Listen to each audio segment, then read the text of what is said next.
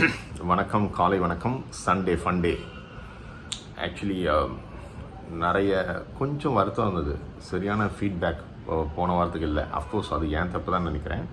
நான் 4th week எல்லாமே 4 design பண்ணும்போது 4th வீக் டிஸ்டர்ப் ஆகிடுச்சு. நான் பாட்டுன்னு என்னுடைய வீடியோ கொடுத்துருந்தேன். நான் யாருமே பார்க்கல, பிகாஸ் உங்களுக்கெல்லாம் ரீச் ஆகலை. பட் ஒரு டெக்னிக்கல் ஃபால்ட், என்னால் கரெக்டாக ப்ரமோட் பண்ண முடியல. Okay, over. ஸோ அதையே 5th வீக்கு லாஸ்ட் வீக் அதை பார்த்துருந்தீங்க.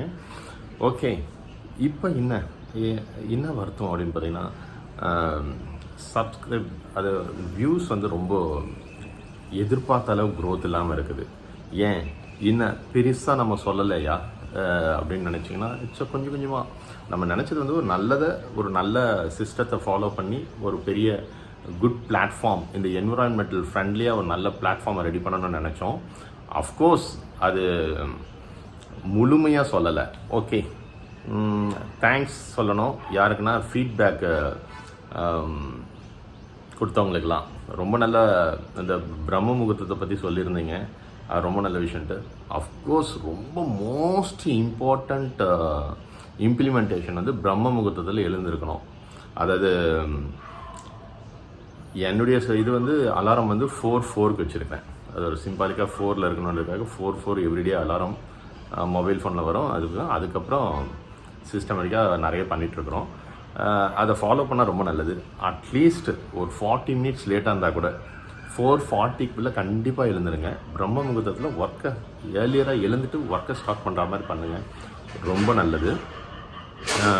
அதுக்கடுத்தது பார்த்திங்கன்னா, சாப்பிட்றத பற்றி சொல்லியிருந்தோம். ரொம்ப நிதானமாக 32 முறை மென்று முழுங்கணும். சாப்பிட்றதுக்கு 30 நிமிஷம் முன்னாடி தண்ணி குடிக்க வேண்டாம். சாப்பிட்டதுக்கப்புறம் 30 நிமிஷம் தண்ணி குடிக்க வேண்டாம். இது ரெண்டும் லாஸ்ட் வீக் ரொம்ப ஸ்பீடாக சொல்லிட்டேன். இதை பற்றி எலாபரேட்டாக அப்புறம் போகலாம், எப்போ டைமில், இதெல்லாம் மெயின். 3வது விஷயத்தை பற்றி சொல்லலை, 4 மினிட்ஸ் தான் பேசணுட்டு விட்டுட்டோம். ஆக்சுவலாக எவ்வளோ விஷயம் இருக்குது. இது அவ்வளோ இம்பார்ட்டண்ட்டாக ஆமாங்க. என்ன பார்த்தீங்கன்னா, மொபைல் ஃபோன் யூசேஜ் நம்மளை ரொம்ப பெரிய ஒரு அறிவியல் வளர்ச்சியில் நிறைய நல்லதெல்லாம் நடக்குது. ஆனால் ஒரு கெட்டது என்ன தெரியுங்களா? ரொம்ப நல்லது தான், அதை நம்ம யூஸ் பண்ணுறது கெட்டதாக பண்ணுறோம். எப்போ பாரு ஜஸ்ட்டு பாருங்களேன், நேற்று இமீடியட்டாக மெட்ரோவில் ட்ராவல் பண்ணும்போது பார்த்திங்கன்னா, அத்தனை பேரும் மொபைல் ஃபோனை பார்த்துக்கிட்டு அவங்கவுங்க இண்டிவிஜுவலாக தான் இருக்கிறாங்க. யாருமே பக்கத்தில் பேசுகிற ஒரு ஹேபிட்டே மறைஞ்சிட்டே வருது. அவ்வளோ மோசமாக நம்மளை டாமினேட் பண்ணுது, நம்மளால் அடிமைப்படுத்துதுன்னு சொன்னால் தப்பு இல்லை, அதான் உண்மை. நோட் பண்ணி பாருங்களேன், அப்படி இருக்கும். எல்லாருமே தனித்தனியாக அவங்க மொபைல் ஃபோனில் கேம் விளையாடுவாங்க, பாட்டு கேட்பாங்க, எதையோ பண்ணுவாங்க, தேவையில்லாத வெப்சைட்ஸில் இன்வால்வ் ஆகிடுவாங்க. ஆனால் யார்கிட்ட பக்கத்தில் பேசக்கூட மாட்டாங்க. மொபைல் ஃபோனை யூஸ் பண்ணாதவங்க ரொம்ப குறைவு. ஆக்சுவலாக மொபைல் ஃபோன் இன்ட்ரடியூஸ் ஆகும்போது பார்த்தா பெரிய விஷயம் மொபைல் ஃபோன் வச்சுருது ப்ரெஸ்டீஜியஸ் விஷயம்ன்ட்டு. அப்புறம் அப்படியே இன்றைக்கி எல்லார்கிட்டையுமே இருக்குது. இப்போ எது தெரியுங்க ப்ரெஸ்டீஜ்? யாருக்கிட்ட மொபைல் ஃபோனே இல்லையோ அவங்க பெரிய ஆள். அவங்க ரொம்ப ரொம்ப ரொம்ப பெரிய ஆள். ஏன்னா அவங்ககிட்டலாம் மொபைல் ஃபோன் டச் கூட பண்ண மாட்டாங்க. அவங்களோட பிஏ கிட்ட தான் நீங்கள் ஃபோன் பண்ணி அப்பாயின்மெண்ட் வாங்கினா அவர் அப்போ தான் அவருடைய ரொம்ப ரொம்ப இம்பார்ட்டன்ட் அவரே ஆன்சர் பண்ண வேண்டிய இதுக்கு மாத்திரம் தான் அவர் மொபைல் ஃபோன் அவர் வாங்கி பேசுவார். ஜஸ்ட் ரொம்ப ஷார்ட்டாக பேசுவாங்க. பார்த்தீங்கன்னா, ஏன் வந்துருங்க பார்த்துக்கலாம், அவ்வளோதான். அந்தளவு யூசேஜ் கம்மியாக பண்ணுறவங்க ரொம்ப பெரிய ஆள். ஸோ மொபைல் ஃபோனுடைய சிஸ்டம் 3வது ரொம்ப முக்கியம். அது எப்படின்னா, ஜஸ்ட் மார்னிங் 8க்கு முன்னாடி மொபைலை தொடாமல் இருக்கணும். ஈவினிங் 8 AM முன்னாடி தொடக்கூடாது. 8 PM அப்புறம் தொடக்கூடாது. அதோட பந்த். அப்போ ஆல்டர்னேட்டிவாக என்ன பண்ணணும்னா, 8க்கு அப்புறம் இதை மெயின்டைன் பண்ணால் பெரிய விஷயங்க, ரொம்ப நல்ல விஷயம். இதை எலாபரேட்டாக அடுத்த நம்ம வரப்போகிற வாரங்களில் கொஞ்சம் பார்க்கும்போது இதுக்குன்னு தனியாக நம்ம பேச வேண்டியது வரும் நிறைய. அப்போ சொல்கிறேன், இதோட வேலிட் பாயிண்ட்ஸ் எல்லாம் கொஞ்சம் ஷேர் பண்ணலாம். ஏன் அப்படி பார்த்தா, இப்போ தெரிஞ்சுக்கிட்டு தான் 8க்கு பிஃபோர் மொபைல் ஃபோனை 8க்கு முன்னாடி தொடக்கூடாது. மார்னிங் 8 o'clock மேலே மொபைல் ஃபோன் யூஸ் இம்பார்ட்டன்ட் பார்த்துக்கோங்க.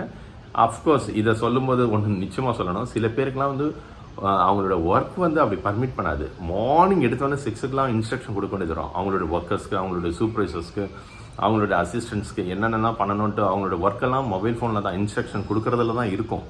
அவங்க தவிர்க்கவே முடியாது, அவங்க பண்ணலாம்.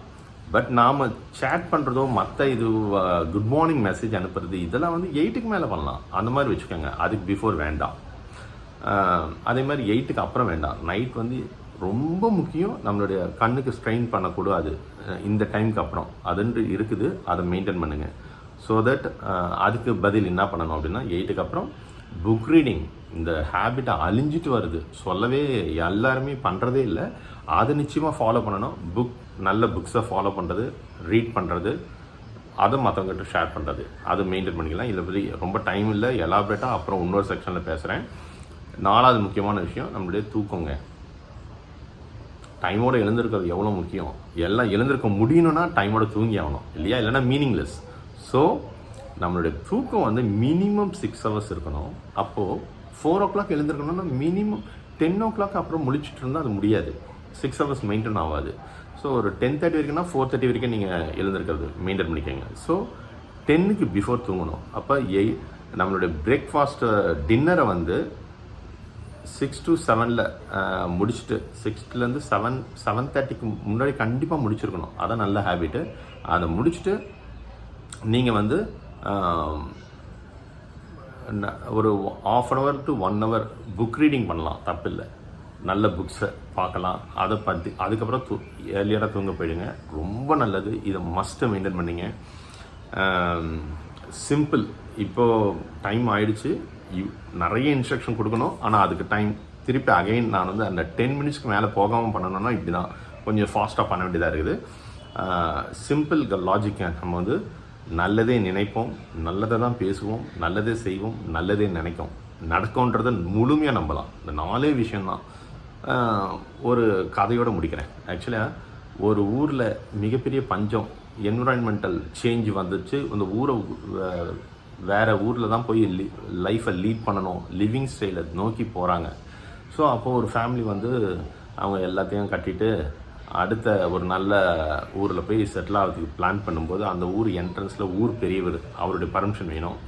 அவர்கிட்ட கேட்குறாங்க, சார் இது மாதிரி இந்த ஊரில் வரோம், எங்கள் ஊர் XYZ, அந்த ஊர்லேருந்து எல்லாமே வெக்கேட் பண்ணிட்டு வந்துட்டோம்.